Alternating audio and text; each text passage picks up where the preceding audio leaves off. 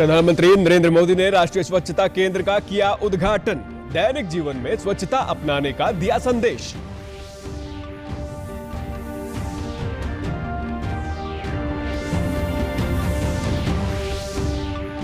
हरियाणा केंद्रीय विश्वविद्यालय महेंद्रगढ़ में नई शिक्षा नीति पर आयोजित किया गया वेबिनार। शिक्षा नीति निर्माण समिति के सदस्य भी हुए शामिल।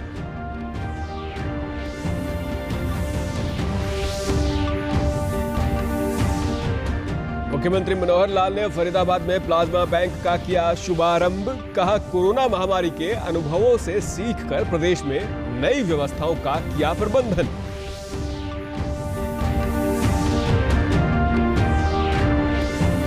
और प्रदेश में कोरोना का रिकवरी रेट बढ़कर पहुंचा 83.50%। अब 27 दिन में 2 गुने हो रहे हैं मामले।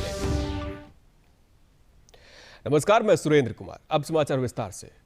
प्रधानमंत्री नरेंद्र मोदी ने आज स्वच्छ भारत मिशन पर आधारित एक संवादात्मक अनुभव केंद्र राष्ट्रीय स्वच्छता केंद्र राष्ट्र को समर्पित किया। महात्मा गांधी के चंपारण सत्याग्रह शताब्दी समारोह के दौरान प्रधानमंत्री ने 10 अप्रैल 2017 को इस केंद्र को खोलने की घोषणा की थी। इस केंद्र के जरिए भविष्य की पीढ़ियां दुनिया के सबसे बड़े व्यावहारिक आंदोलन स्वच्छ भारत मिशन की सफल यात्रा को करीब से देख सकेंगी।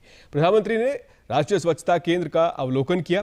इस अवसर पर प्रधानमंत्री ने देश के विभिन्न हिस्सों से आए बच्चों से बातचीत कर उन्हें स्वच्छता को दैनिक जीवन में अपनाने का संदेश दिया। उन्होंने कहा कि भारत छोड़ो आंदोलन की वर्षगांठ की तर्ज पर हम गंदगी भारत छोड़ो आंदोलन चला रहे हैं। केंद्र में डिजिटल और आउटडोर इंस्टॉलेशन के जरिए लोगों को स्वच्छता पर शिक्षा, जागरूकता, सूचना और उसके तमाम आयामों की जानकारी मिल सकेगी। इस केंद्र में विभिन्न गतिविधियों को सामूहिक अध्ययन, वैश्विक मानदंडों, सफलता की कहानियों और संदेशों के जरिए दर्शाया जाएगा।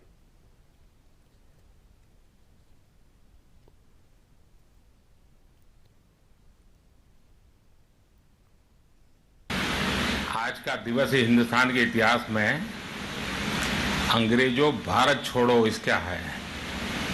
हम लोग आंदोलन चला रहे हैं, गंदगी भारत छोड़ो।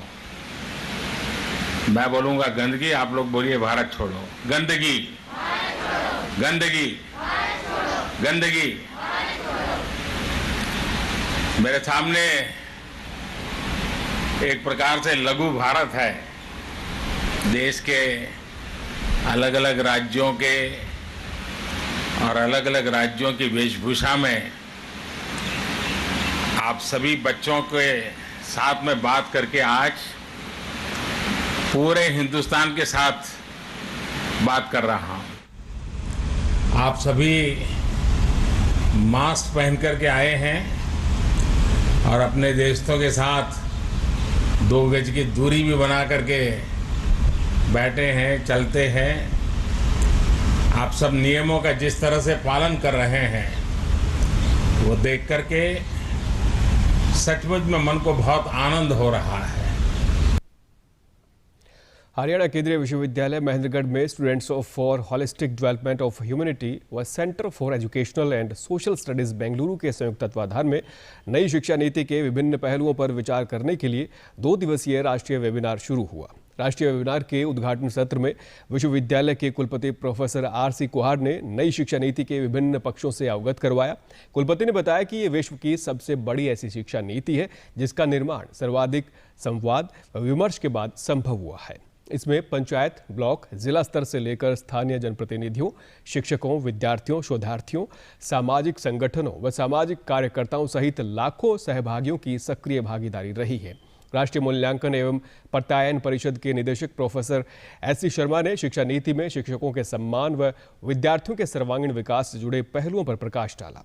राष्ट्रीय शिक्षा नीति 2020 निर्माण समिति के सदस्य प्रोफेसर M.K. श्रीधर ने इस शिक्षा नीति के मूल उद्देश्य का उल्लेख करते हुए कहा कि इस शिक्षा नीति के केंद्र में विद्यार्थियों और उनके सतत विकास को रखा गया है। The essence of National Education Policy 2020 among the academic community and the masses. And Professor Sridhar is here. We can say very well that what advice came from the Honorable Prime Minister and the HRD Minister that to organize such seminars. I really appreciate and congratulate Sodh that they approached me just 4-5 days back and proposed it, and I think, say, in our country, we three collaborators are the first one to organize this webinar first time. So I congratulate. मुख्यमंत्री मनोहर लाल व केंद्रीय श्रम एवं रोजगार राज्य मंत्री संतोष कुमार गंगवार ने video conferencing के माध्यम से फरीदाबाद के ईएसआईसी चिकित्सा महाविद्यालय एवं अस्पताल के प्लाज्मा बैंक का शुभारंभ किया। प्रदेश में रोहतक, गुरुग्राम और पंचकुला में भी प्लाज्मा बैंक प्रारंभ किए जा चुके हैं। प्रदेश सरकार द्वारा प्लाज्मा दान के लिए ऑनलाइन पोर्टल भी प्रारंभ किया गया है। इस अवसर पर मुख्यमंत्री ने कहा कि कोरोना महामारी के अनुभवों से सीखते हुए प्रदेश में नई व्यवस्थाओं का प्रबंधन किया गया है। प्रदेश में अब तक लगभग 350 लोग प्लाज्मा दान कर चुके हैं। प्लाज्मा 1 साल तक स्टोर किया जा सकता है। मुख्यमंत्री ने बताया कि प्रतिदिन 20,000 टेस्टिंग की जा रही है। अब तक प्रदेश में लगभग 7 लाख टेस्टिंग की जा चुकी है। फरीदाबाद के डिप्टी कमिश्नर यशपाल यादव ने बताया कि बैंक स्थापित होने से प्लाज्मा डोनर ढूंढने में समय व्यर्थ नहीं करना पड़ेगा।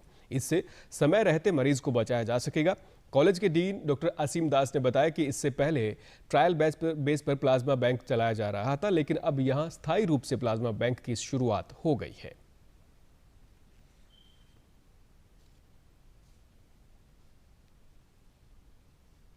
प्लाज्मा बैंक ये बनाया गया है और ये एक प्रोसेस का हिस्सा है, क्योंकि जब भी किसी को ज़रूरत पड़ती है तो उस वक्त अगर हम किसी डोनर को ढूंढने जाते हैं उसमें काफ़ी टाइम लगता है। उसके बाद उसका टेस्ट कंडक्ट करवाने पड़ते हैं तो उसमें काफ़ी वक्त लगता है। इसलिए सोचा गया कि डोनर्स को पहले आइडेंटिफाई करें, उनसे रिक्वेस्ट करें, उनसे प्लाज्मा लें और उसको स्टोर करके रखें, ताकि जब भी किसी को ज़रूरत पड़े तो तुरंत उसको मुहैया करा दिया जाए। इसलिए ये जो गवर्नमेंट ऑफ इंडिया का एक डायरेक्शन थी कि प्लाज्मा थेरेपी एक्सपेरिमेंट बेसिस पे किया जाए, उसी के तहत इस कार्य को किया जा रहा है। हरियाणा के पूरे क्षेत्र में फरीदाबाद ही सरकारी क्षेत्र में एक अस्पताल है जिसको ये मान्यता दी गई, एवं उसी के तहत चलते हमने पहला प्रदान किया। स्वास्थ्य मंत्रालय ने राज्यों और केंद्र शासित प्रदेशों से किराने की दुकान में काम करने वालों और सब्जी व अन्य फेरी वालों को कोविड जांच कराने के लिए कहा है। स्वास्थ्य मंत्रालय ने इस बात पर जोर दिया है कि ऑक्सीजन की सुविधा से युक्त एम्बुलेंसों से परिवहन की सुविधा और तेजी से करवाने की व्यवस्था भी की जानी चाहिए। उन्होंने कहा कि एम्बुलेंस उपलब्ध ना हो पाने के मामलों में भी दैनिक आधार पर नजर रखी जानी चाहिए और ऐसे मामलों को शून्य के स्तर पर लाया जाना चाहिए। स्वास्थ्य मंत्रालय के प्रवक्ता ने कहा कि हमारा बुनियादी लक्ष्य महामारी की रोकथाम, खासतौर पर नए इलाकों में इसके फैलाव को रोकना और हर कीमत पर लोगों की जान बचाना होना चाहिए।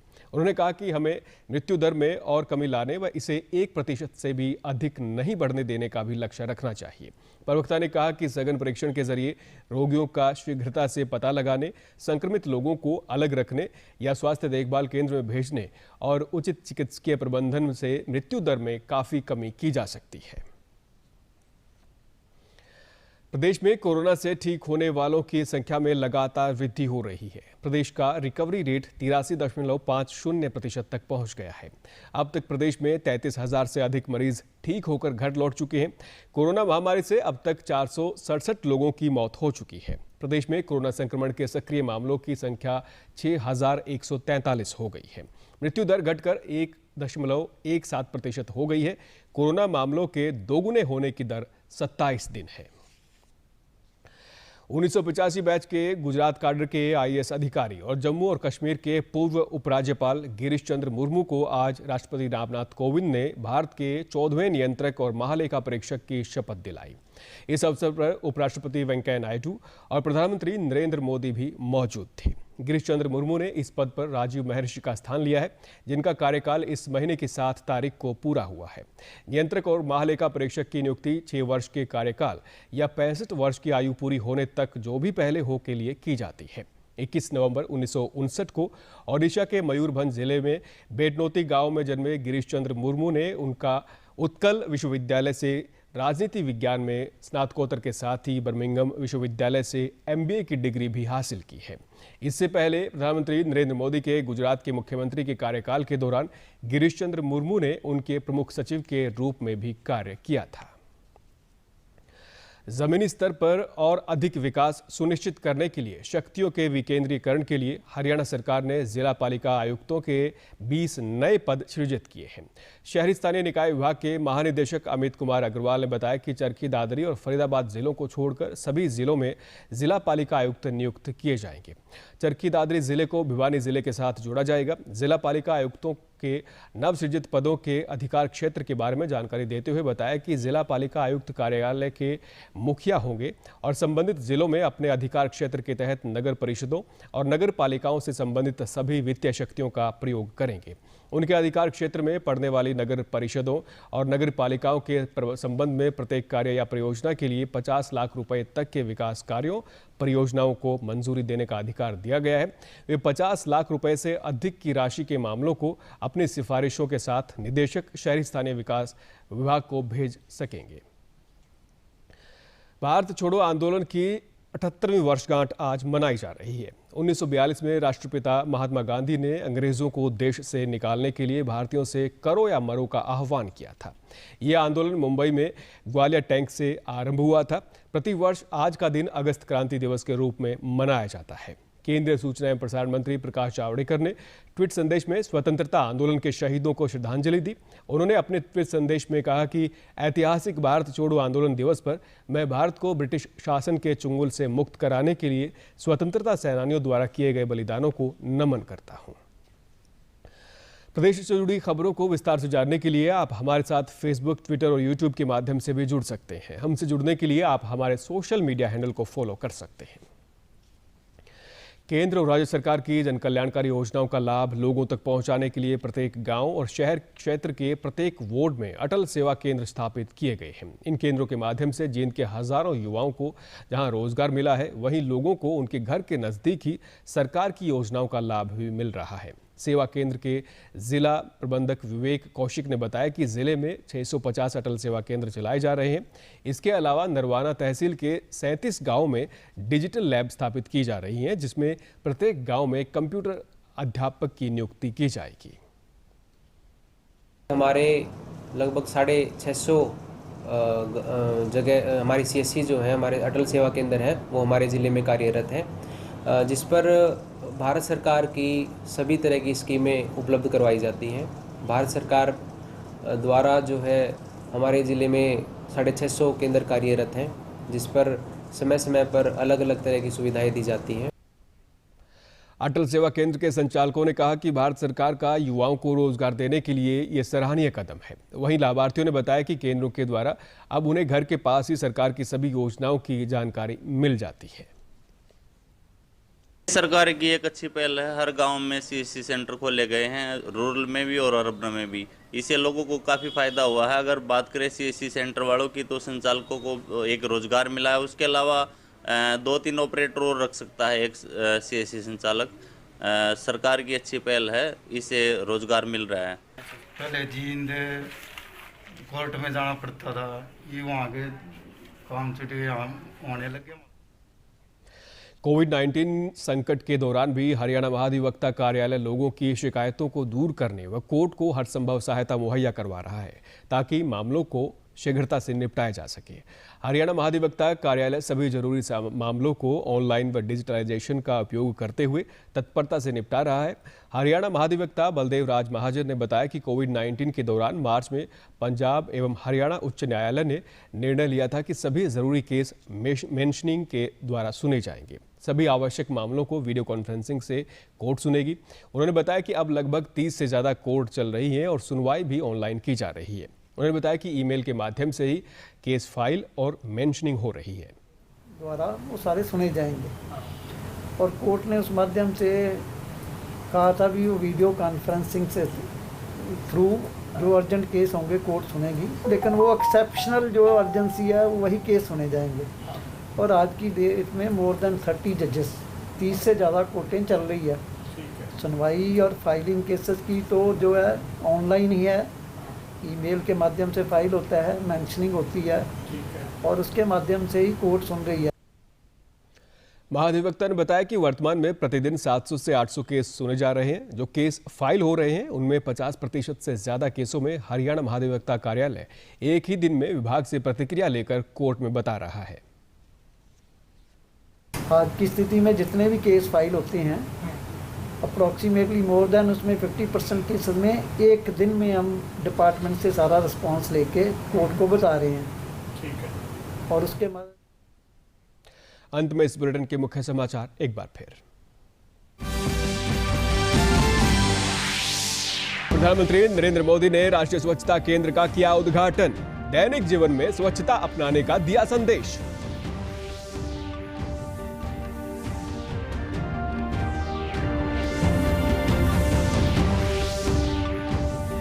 हरियाणा केंद्रीय विश्वविद्यालय महेंद्रगढ़ में नई शिक्षा नीति पर आयोजित किया गया वेबिनार। शिक्षा नीति निर्माण समिति के सदस्य भी हुए शामिल।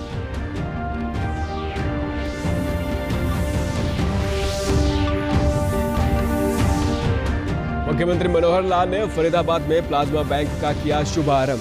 कहा, कोरोना महामारी के अनुभवों से सीखकर प्रदेश में नई व्यवस्थाओं का किया गया प्रबंधन।